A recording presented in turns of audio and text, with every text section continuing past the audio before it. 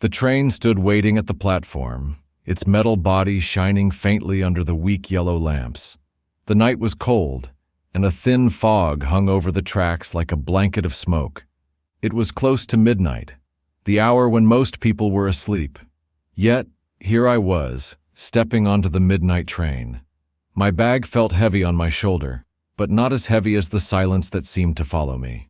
The station was almost empty. A few figures hurried by, heads down, coats pulled tight. Somewhere far off, a whistle blew, long and lonely, as if warning anyone who dared to travel at this hour. I told myself it was just another ride, just another trip to the city. But something in the air felt strange, as though the night itself was whispering a secret I was not ready to hear. Inside, the carriage lights flickered. Rows of empty seats stretched before me, silent and waiting. At first glance, I thought I was alone. But then I saw him. At the far end of the carriage sat a man, his shoulders hunched, his head low. He wore a dark coat that looked older than he was.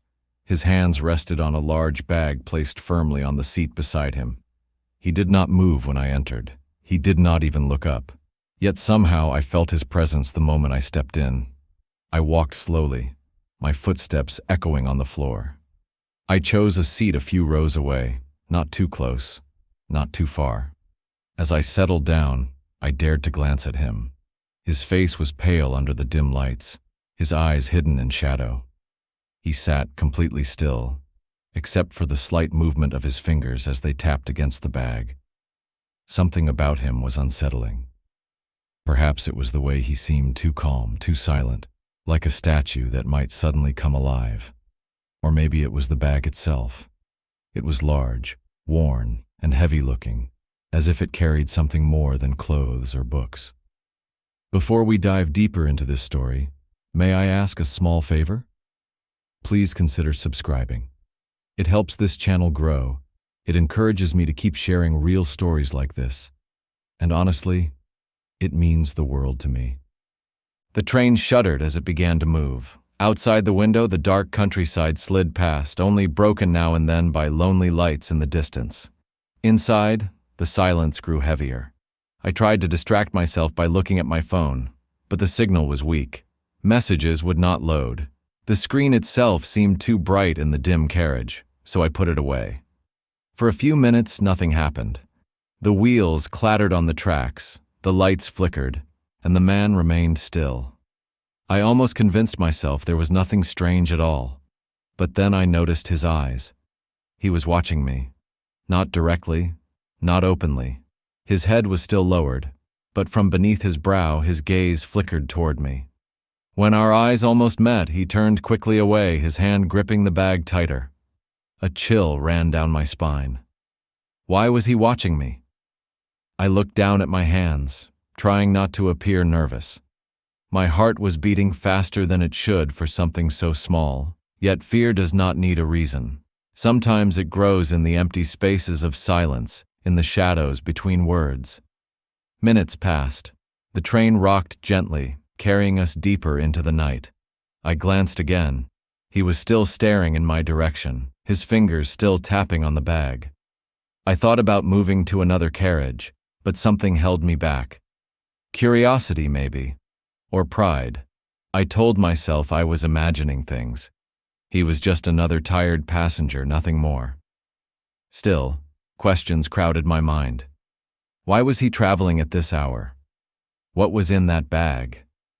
Why did he look so tense, so guarded, as though he feared someone might try to take it from him? The more I tried not to think about it, the stronger the feeling became.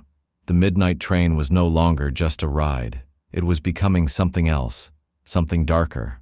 The stranger at the far end of the carriage was no longer just a man. He was a question without an answer, and I was trapped in the same space with him until morning. I leaned back against the seat, trying to steady my breathing. The sound of the wheels filled the silence, but it did not calm me. It only made the moment feel longer, stretching the night into something endless. Outside, the darkness pressed against the windows, thick and unbroken. Inside, a different darkness grew in my thoughts. I had boarded the midnight train expecting only a quiet journey. Instead, I found myself in the company of a man whose silence spoke louder than words, and though I could not explain why, I knew this ride would not be ordinary. Something was waiting ahead, something hidden in the shadows, in the stranger's eyes, in the heavy bag he refused to let go of.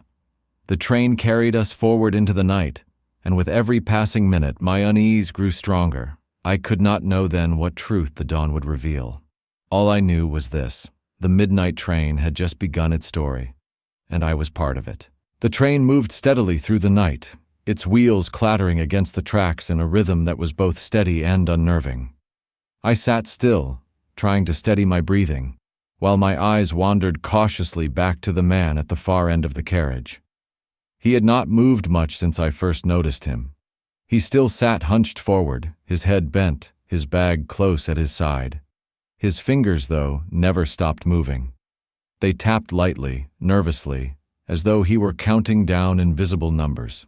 I told myself I was imagining it, that he was only another passenger traveling late. But the longer I watched him, the more I doubted my own reasoning. Something about the way he held himself seemed unnatural, as though his whole body was stiff with tension.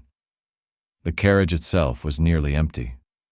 Just 3 other people besides the stranger and me. Near the middle, an elderly woman dozed with her head against the window, her thin scarf wrapped tightly around her neck. Across from her sat a young man wearing headphones, eyes closed, lost in music that leaked faintly into the air. At the far end, behind the stranger, a train conductor occasionally passed through, checking the compartments before disappearing again. None of them seemed to notice anything unusual. The old woman slept peacefully. The young man tapped his foot in time with his music. The conductor offered polite nods when passing by. Only I seemed to feel the heavy air pressing down, as though the stranger's silence carried a weight no one else could sense. The minutes dragged on. I shifted in my seat, pretending to look out the window, but the darkness outside offered nothing to see. Only my own reflection stared back at me. I glanced down at my phone, hoping for a signal. Nothing. The screen glowed uselessly, then dimmed when I set it aside. A sudden noise made me jump. It came from the stranger's bag. It was faint, like metal scraping against metal, but enough to make my pulse quicken. I froze, listening. His fingers tightened around the handle. His head lifted slightly, but not enough for me to see his eyes. What could be in that bag? I leaned back, trying to appear casual, but my thoughts raced. I had heard strange stories of passengers who carried dangerous things on trains. Weapons, stolen goods. Even worse, the image of a knife flashed in my mind, sharp and gleaming, hidden inside that bag. I told myself I was being dramatic, but fear does not listen to reason. The old woman stirred in her sleep, shifting slightly, but did not wake. The young man with headphones remained lost in his music. Only I had noticed the sound. The train rattled on, the lights flickering as we passed through a tunnel. The shadows deepened for a moment, swallowing the stranger's figure until all I could see was the outline of his body. When the lights came back, his head was turned toward me. He was staring. Our eyes met for the first time. His gaze was intense, unblinking, heavy with something I could not name. I looked away quickly, pretending to adjust my bag, but my hands trembled slightly. I could still feel his eyes on me, watching, waiting. I told myself to calm down. People look at each other all the time. Maybe he was just curious. Maybe he thought I was the strange one. But deep down, the unease only grew stronger. The conductor entered again, walking briskly down the aisle. His uniform was neat, his cap slightly tilted. He paused to check the old woman's ticket, then the young man's, before finally reaching me. "Ticket, please," he said politely. I handed it over, grateful for the distraction. As he scanned it, I glanced past him toward the stranger. The man's eyes were no longer on me. He was bent over his bag, almost shielding it with his body. The conductor stopped in front of him, clearing his throat. "Ticket, sir?" The stranger looked up slowly. His expression was unreadable, his voice low and rough as he handed over a crumpled slip of paper. The conductor studied it, then gave a short nod and moved on. For a brief second, I thought I saw the stranger relax, But then he caught me watching again. His hand tightened on the bag, his eyes narrowing. I looked away, pretending to focus on the window. The darkness outside was endless, the faint reflection of my own nervous face staring back at me. Why was he so protective of that bag? The thought gnawed at me, refusing to leave. Every time I glanced back, I saw the same thing. His hand gripping the handle, his body angled just slightly toward it, as though daring anyone to come closer. The old woman shifted again, pulling her scarf tighter. The young man changed songs, bobbing his head to a new rhythm. The conductor disappeared into the next carriage, and still the stranger sat, silent, watchful. I tried to distract myself. I opened my book, but the words blurred on the page. I tapped my fingers against my knee, but the rhythm only reminded me of his tapping fingers. Every small sound seemed louder in the silence, the creak of the seats, the hum of the lights, the steady clatter of the train. Then, without warning, he spoke. "Do you believe," he said softly, his voice carrying easily in the quiet carriage, "that people are always what they seem?" I froze, the book slipping slightly in my hands. His voice was calm, almost gentle, yet the question itself was unsettling. I looked at him. He was staring directly at me now, his pale face half hidden in shadow. The tapping of his fingers had stopped. His hand rested firmly on the bag. I swallowed. "What do you mean?" He tilted his head slightly, as though amused. "Sometimes people hide who they are. Sometimes what you see is not the truth at all." The words hung in the air, heavy and strange. The old woman did not stir. The young man did not hear. It was as though the question was meant only for me. "I guess that's true," I said carefully, not sure what else to reply. A faint smile curved his lips, but it was gone as quickly as it appeared. He leaned back, eyes drifting away, and said nothing more. The silence returned, thicker than before. I sat frozen, my mind racing. Why would he ask that? Was it just a random thought, or was it a warning? A confession? The train rolled on through the night, carrying us deeper into the unknown. I could not shake the feeling that I was no longer just a passenger. I was part of something larger, something I could not yet see. And sitting only a few rows away was held the secret, the man with the bag. The train pressed on through the endless dark, the rhythm of its wheels growing louder in Michael's ears. He sat with his back stiff, trying not to let his unease show. The stranger's sudden appearance still unsettled him. There was something about the man's presence, something quiet yet heavy, like a storm cloud ready to burst. For a long while they rode in silence. The train swayed, the lights flickered, and the chill of the night deepened. Outside, the glass reflected Michael's face, pale and drawn, alongside the stranger's unreadable expression. Two men in the same compartment, two lives colliding at this strange midnight hour. "Strange night to be traveling alone," the stranger finally said. His voice was calm, steady, but it seemed to carry an echo, as if it lingered longer than it should. Michael looked at him, trying to decide whether to answer. I had to get home," Michael said. "Family matters." The stranger tilted his head. "Family matters," he repeated softly, as though weighing the words. "That can mean so much. Joy or sorrow." Michael swallowed. "Both, maybe." The man didn't press further, but Michael felt his chest tighten. Why had he answered at all? He should have just stayed quiet. Yet something about the man drew honesty out of him, even when he wanted to hide it. The train groaned as it climbed a hill. Outside, the night sky opened for a moment, and lightning flashed across the clouds, revealing the barren fields below. Michael flinched at the sudden brightness. When darkness returned, the stranger's face was half-lit, sharp and unreadable. Michael tried to distract himself by focusing on the steady rhythm of the train. But then he noticed something odd. The stranger's coat was old, much older than anything he'd seen in years. Its fabric looked worn, almost from another time, and in his hand, loosely held, was a small object, a silver pocket watch. Michael's breath caught. It wasn't just the watch. It was the way the man stroked it with his thumb, as though it was the most important thing in the world. That's Unusual, Michael said cautiously. People don't carry those anymore. The stranger glanced down at the watch, then back at Michael. His lips curled into a faint smile. No, people don't. But time, you see, doesn't care about fashion. Michael didn't know how to respond. He shifted in his seat, his nerves alive again. Something about the way the man said it, like time itself, was something he knew too well. As if reading his discomfort, the stranger continued. Tell me, Michael, do you believe in fate? The question made Michael stiffen. He hadn't told the man his name. How do you know my name? Michael asked, his voice sharper than before. He tried to keep calm, but the blood rushed to his ears. The stranger leaned back, unbothered.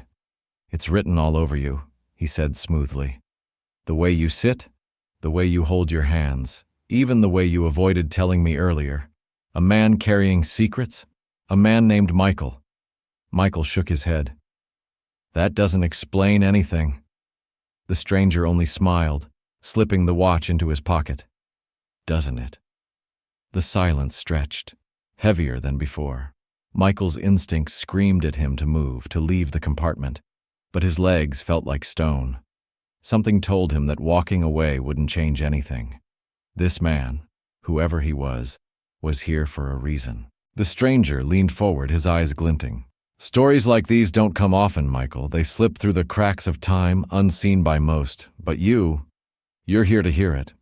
If you're still with me, you're clearly someone who loves stories. Why not take a quick moment to like this video?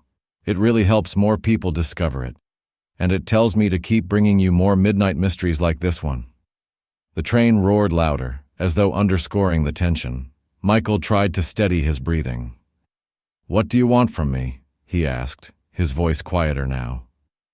The stranger's smile faded. Perhaps nothing. Or perhaps everything. That depends on you. Michael clenched his fists. This isn't funny. Who said I was joking? The man replied. Another flash of lightning filled the compartment, and in that instant Michael saw it clearly. The man's coat was damp, as though he had come in from heavy rain. But there had been no rain when Michael boarded the train. None at all. His heart thudded. You're not supposed to be here, are you? The stranger chuckled softly. Supposed to be. That's an interesting choice of words. Michael felt the walls of the compartment closing in. His thoughts raced. Was this man a criminal? A trick of his imagination? Something more? He didn't know. All he knew was that he had never felt so trapped. The train slowed as it approached another station, a small rural platform with barely any lights. Michael glanced outside, hoping someone would board, someone who could break this suffocating tension, but the platform was empty. The doors opened, the cold air swept in, and then they closed again. The train rolled on. The stranger's voice broke the silence. This watch, he said, pulling it out again, was given to me by my son, a boy with bright eyes and a laugh that could light up even the darkest day. Michael's breath caught. The man's tone had shifted, no longer sharp, but heavy with memory. What happened to him? Michael asked, almost despite himself. The man stared at the watch. He boarded a train one night just like this, and he never came home. Michael felt a chill crawl down his spine.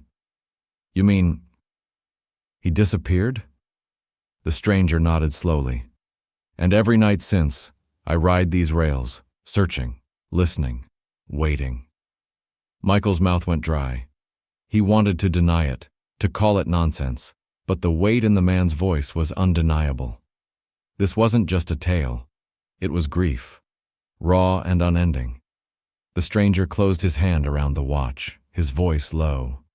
Do you believe every soul leaves a trace, Michael? That sometimes, in the stillness, they reach out, waiting for someone to notice? If you've been pulled in this far, you're the kind of listener who doesn't just hear a story. You feel it. Leave a comment down below and share what you think is happening here. Do you believe in fate, or in lost souls searching for peace? I'd love to hear your thoughts. The train plunged into a tunnel, drowning them in sudden darkness. The air shifted as the train rushed through the tunnel, In the dark, Michael heard it, a whisper, faint, almost like a child's laugh. He froze, every muscle rigid. He turned his head slowly toward the stranger, but the man was already watching him. "You heard it, didn't you?" the stranger asked. Michael's throat tightened. What was that?" The stranger leaned closer. "Proof." The tunnel dragged on, longer than seemed possible. The sound came again, clearer now, the faint giggle of a child, echoing in the dark. Michael's heart pounded so hard he thought it would burst. When the train finally emerged from the tunnel, the compartment lights flickered back on. Michael sat trembling, his hands gripping the seat. The stranger leaned back, calm as ever. "Now you understand." Michael wanted to shout, to demand answers, but his voice failed him. All he could do was stare at the man, at the watch, at the impossible truth hanging between them. The stranger's eyes softened. "Fear not, Michael. You're not here by accident.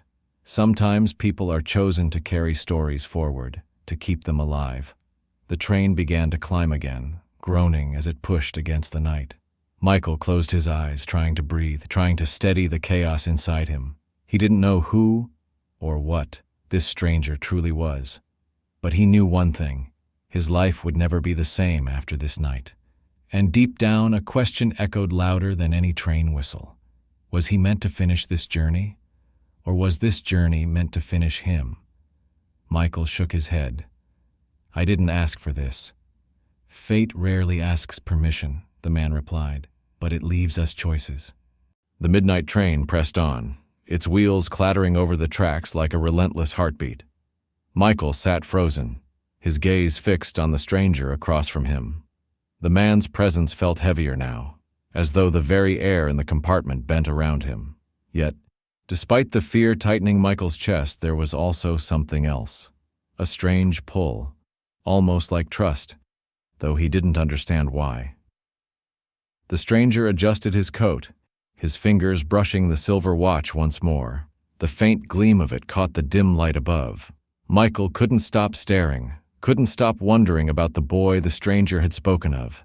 The laughter he swore still echoed in tunnels. "Why me?" Michael finally asked, his voice trembling but determined. "Why are you telling me this?" The man's eyes softened. "Because you listen. Most people silence their fears, dismiss what they don't understand. But you let the silence speak to you. That makes you different." Michael wanted to deny it, but deep inside he knew the man was right. He did listen, sometimes too much. That's why he was on this train in the first place, rushing home for a family matter he hadn't dared to ignore. The train lurched suddenly, the lights flickering. For a moment, the compartment plunged into darkness again. Michael's heart jumped, waiting for that whisper, that laugh to return. But this time, the sound was different. Softer, clearer, like a voice calling his name. "Michael!" The whisper was so faint he almost doubted it, but the stranger's eyes confirmed it. He had heard it too. Michael's breath hitched. Who said that?" The stranger leaned forward, his voice quiet. "The one who waits." Michael's skin prickled. He wanted to run, but his legs wouldn't move. It was as if the train itself held him in place, carrying him deeper into the unknown. The stranger opened his palm, revealing the watch again. The glass face had cracked, yet inside the hands ticked with unnatural steadiness. "He calls to those who are willing," the man said softly. "To those who will not look away." Michael's chest tightened. "I'm not him. I can't." But before he could finish, the train screeched as it entered another tunnel. Darkness swallowed everything, and this time the sound was unmistakable. A child's laugh, followed by a soft sob. Michael's heart raced, his ears strained, and then he heard it again. Not a laugh, not a cry, but words, faint and aching. "Help me." The compartment felt colder, as though the tunnel itself had frozen time. Michael turned to the stranger, desperate for an answer. But the man only nodded, his eyes glistening. "You heard him. You understand." Michael's hands shook. What am I supposed to do? I can't save someone who's already gone. The stranger's face softened in a way Michael hadn't expected. No menace, no riddles, just sorrow. Sometimes, saving doesn't mean changing the past. It means carrying the memory forward with kindness so the lost are never forgotten. The words struck something deep in Michael. His father's face flashed in his mind, weary, distant, and now bedridden. That was the family matter pulling him home. He had spent years bitter at the man, angry for his failures, his absences, his silence. Yet beneath it all, Michael had always yearned for one thing: kindness. The very thing he had rarely offered in return. His throat tightened. Maybe this wasn't about a ghost child at all. Maybe it was about him, about choosing to live differently before it was too late. The tunnel ended, and light returned. Michael blinked rapidly, his breath ragged. The stranger sat across from him, silent, but there was no longer anything frightening in his expression, only quiet expectation. The train slowed as it neared another station, brighter this time, filled with weary travelers. Michael stood, his legs shaky. The stranger did not move. "Are you getting off here?" Michael asked. The man smiled faintly. "No, not yet. But you are." Michael hesitated. He didn't even know the name of the stop. Yet something told him this was where he needed to be. He glanced out the window, a small town, quiet but alive with warm lights. The stranger held out the watch. Michael froze. I can't take that." "You can," the man said gently. "Carry it. Not for me. For him, and for yourself. Let it remind you that time is a gift. Don't waste it in anger. Spend it in kindness." Michael's hand trembled as he reached for the watch. The metal was cold, but it pulsed with strange warmth the longer he held it. When he looked back up, the stranger's expression had softened into something almost fatherly. The train hissed to a stop. Michael stepped toward the door, his chest heavy with unspoken gratitude. He turned back, wanting to say something, anything, but the seat across from him was empty. The stranger was gone. Michael staggered onto the platform, the cold night air biting his skin. He spun around, searching the windows of the train. But the compartment where he had sat was empty, the watch still clutched in his hand. A whistle blew. The train pulled away, swallowed once more by the darkness of the rails. Michael stood there for a long moment, breathless, shaken, and then he felt it again. A whisper, softer than before, but filled with peace. "Thank you." Tears stung his eyes. He pressed the watch to his chest, realizing that the journey had not been about fear or ghosts, but about the choice he would make from here on. He had been given a gift, a reminder that even in the darkest nights, kindness could shine brighter than fear. Michael walked slowly toward the small station building. Each step felt different, lighter, though his heart was heavy with thought. He knew he would see his father differently now. Not as the man who had failed him, but as the man he could still choose to forgive. The kindness he offered tonight might be the only thing that mattered in the end. And as the town lights welcomed him, Michael finally understood the stranger's words. Fate rarely asks permission, but it leaves us choices. Tonight, Michael chose kindness, and in doing so, he found peace. The train has long since vanished into the darkness, but the echo of its midnight journey remains. Stories like Michael's remind us that fear and mystery often mask something deeper, the chance to see our own lives more clearly. What began as a night of unease and suspicion ended not in terror, but in a quiet act of kindness. Sometimes the scariest encounters are not meant to haunt us. They're meant to guide us. Perhaps you felt the same in your own life.